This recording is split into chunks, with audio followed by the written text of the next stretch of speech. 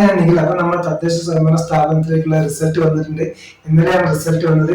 അപ്പൊ നമുക്ക് ജസ്റ്റ് ഒന്ന് പരിശോധിച്ച് നോക്കാം ഏതൊക്കെ മുന്നണിക്കാണ് നേട്ടം ഉണ്ടായതെന്ന് പറയുന്നത്, ഏതൊക്കെ മുന്നണിക്കാണ് നഷ്ടം സംഭവിച്ചതെന്ന് ജസ്റ്റ് നമുക്ക് പരിശോധിച്ച് നോക്കാം.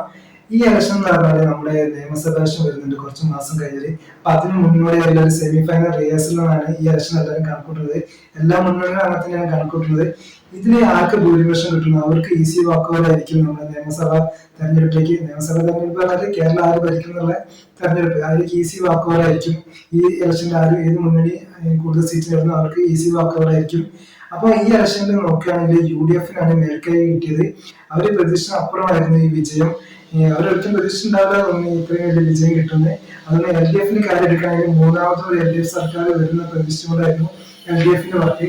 പക്ഷെ അവർ വിചാരിച്ചതുപോലെ അവർക്കും നേട്ടം കൊയ്യാൻ സാധിച്ചില്ല.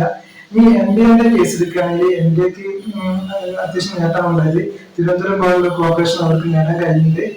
ഞാൻ ഇടതുപക്ഷ ജില്ലാധികാരനാണ്. അപ്പൊ LDF-ഉണ്ടായ ഈ നഷ്ടം ഭയങ്കര വിഷമം ഉണ്ടാക്കിയിട്ടുണ്ട്. അപ്പൊ LDF അത് തിരിച്ച് മുന്നോട്ട് പോകുന്ന പ്രതീക്ഷിക്കുന്നുണ്ട്. ഇനി നമുക്ക് ഏതൊക്കെ മുന്നണിക്ക് എത്ര പഞ്ചായത്ത് കിട്ടുന്നു, എത്ര ബ്ലോക്ക് പഞ്ചായത്ത് കിട്ടുന്നു, എത്ര ജില്ലാ പഞ്ചായത്ത് കിട്ടുന്നു, എത്ര മുനിസിപ്പാലിറ്റി കിട്ടുന്നു, അതുപോലെ എത്ര കോർപ്പറേഷൻ കിട്ടുന്നു ജസ്റ്റ് ഒന്ന് പരിശോധിച്ച് നോക്കാം.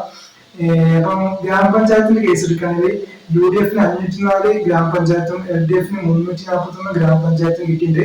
അതുപോലെ NDA-ക്ക് 26 ഗ്രാമപഞ്ചായത്തും കിട്ടിയിട്ടുണ്ട്. ഈ ബ്ലോക്ക് പഞ്ചായത്തിന്റെ കേസ് എടുക്കുകയാണെങ്കിൽ UDF-ന് 79 ബ്ലോക്ക് പഞ്ചായത്തും LDF-ന് 63 ബ്ലോക്ക് പഞ്ചായത്തും NDA-ക്ക് 0 ആണ്. NDA-ക്ക് ഒരു ബ്ലോക്ക് പഞ്ചായത്തും കിട്ടിയില്ല. ഈ ജില്ലാ പഞ്ചായത്തിന്റെ കേസ് എടുക്കുകയാണെങ്കിൽ UDF-ഉം LDF-ഉം ഒപ്പത്തിനൊപ്പമാണ്. അത് UDF-ന് 7ഉം LDF-ന് 7ഉം ആണ് കിട്ടിയത്. ഈ മുനിസിപ്പാലിറ്റിന്റെ കേസ് എടുക്കുകയാണെങ്കിൽ UDF-ന് 54 മുനിസിപ്പാലിറ്റിയും LDF-ന് 28 മുനിസിപ്പാലിറ്റിയും അതുപോലെ NDA-ക്ക് 2 മുനിസിപ്പാലിറ്റിയാണ് ലഭിച്ചത്. ഇനി നമ്മൾ കോർപ്പറേഷന്റെ കേസ് എടുക്കുകയാണെങ്കിൽ കേരളത്തിൽ 6 കോർപ്പറേഷനാണ് ഉള്ളത്. അതിൽ 4 UDF-ന് കിട്ടി, ഒരു LDF-ന് 1, അതുപോലെ NDA-ക്ക് 1. NDA-ക്ക് കിട്ടിയത് തിരുവനന്തപുരം, LDF-ന് കിട്ടിയത് കോഴിക്കോടാണ്.